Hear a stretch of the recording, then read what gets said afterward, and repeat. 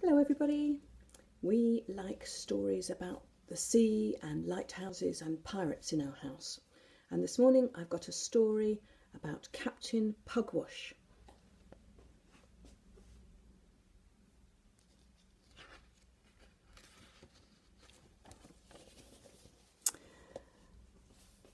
Captain Pugwash was a pirate.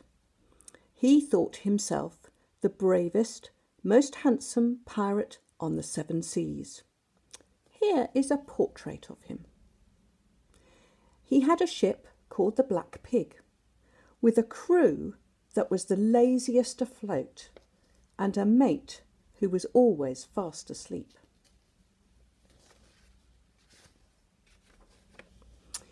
He had too a cabin boy called Tom, and this was lucky because Tom was really the only person aboard who knew how to work the compass, sail the ship, and make the tea.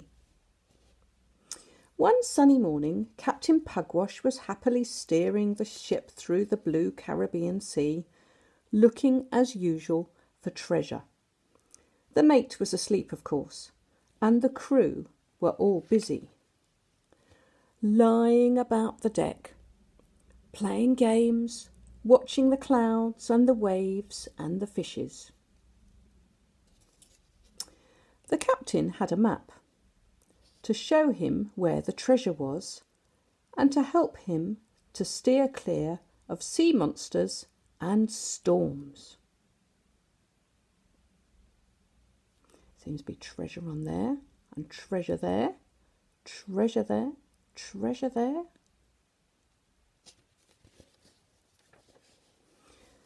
The only thing that really worried Captain Pugwash was the danger of meeting other pirates.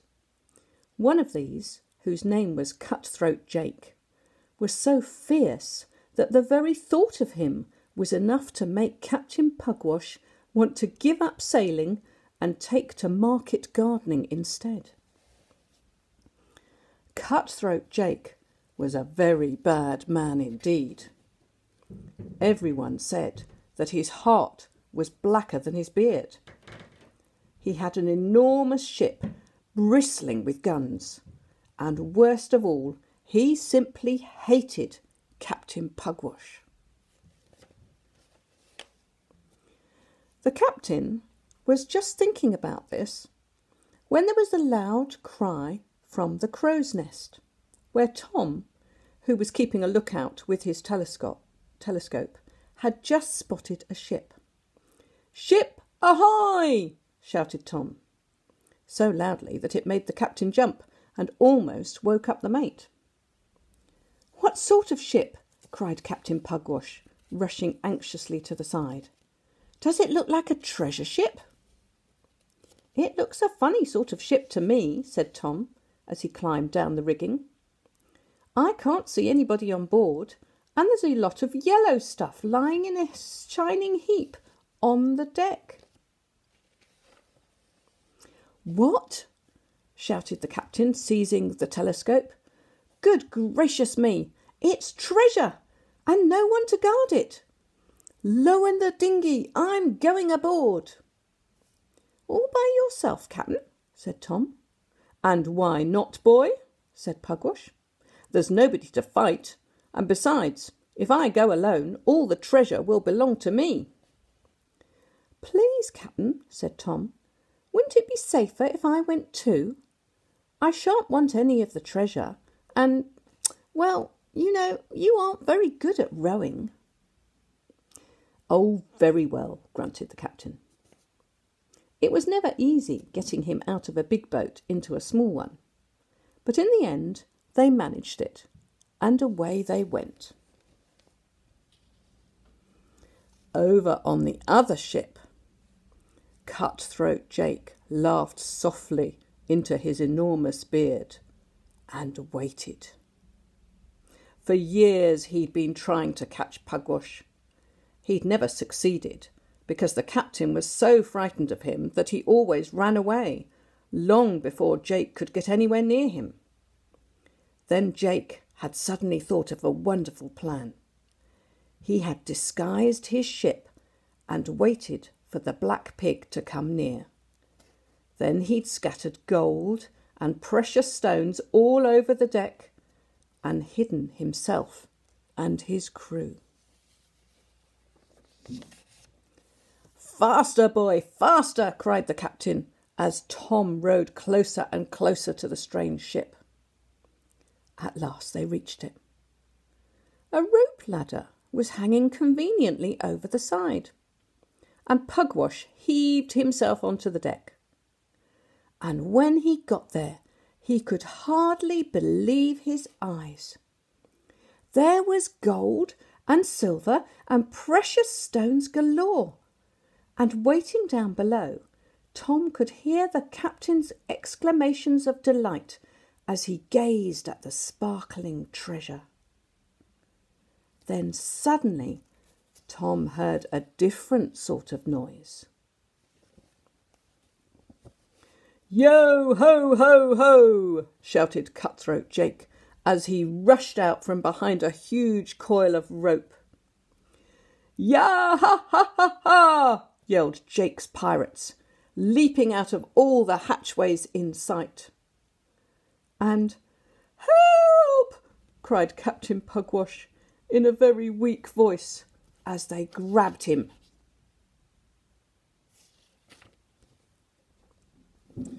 "Got you at last," said Jake, "even if it has taken me 20 years.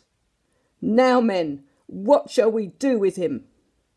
"The plank! The plank! Make him walk the plank!" all the pirates shouted together.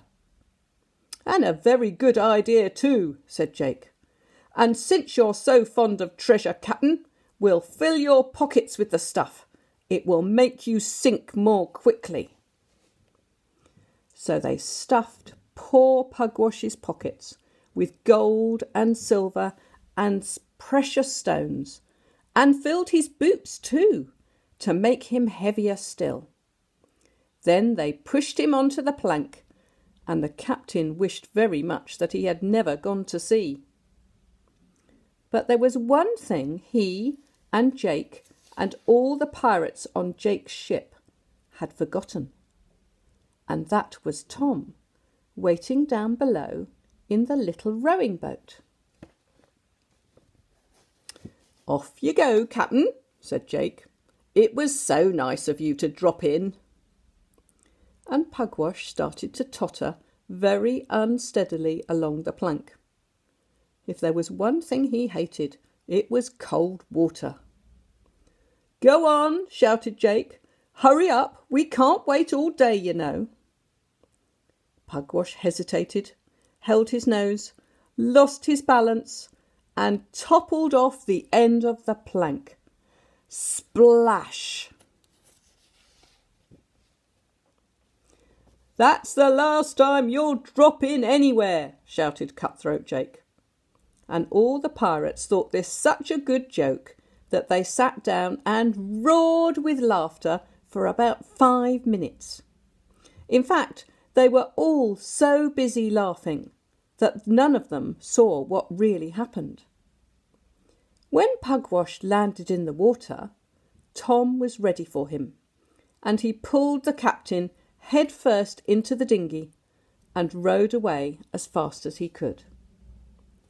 So when Jake went to the side of the ship to have another look, this is what he saw.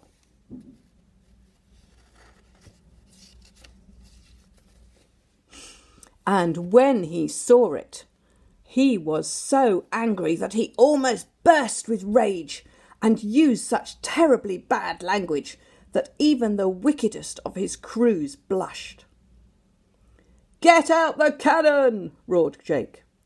But as all the cannon and cannonballs and gunpowder had been hidden, it was a long time before the pirates were ready to fire. The first shot missed, the second and third shots missed, and then Cutthroat Jake got so angry that he chose an extra large cannonball to make quite sure of hitting the little boat this time. But it was too big. It got stuck in the cannon and when they let it off, the whole thing exploded with a fearful bang, which knocked Cutthroat Jake and all his crew senseless. Meanwhile, aboard the Black Pig, Captain Pugwash's pirates were roused by the sudden noise and rushed to see what was happening. "It's the cap'n!" shouted the mate, rubbing the sleep from his eyes. "Stand by with the boat hook." So Captain Pugwash came back to his ship again and stood in triumph on his own quarter-deck, and the Black Pig sailed away as fast as possible from Cutthroat Jake's ship.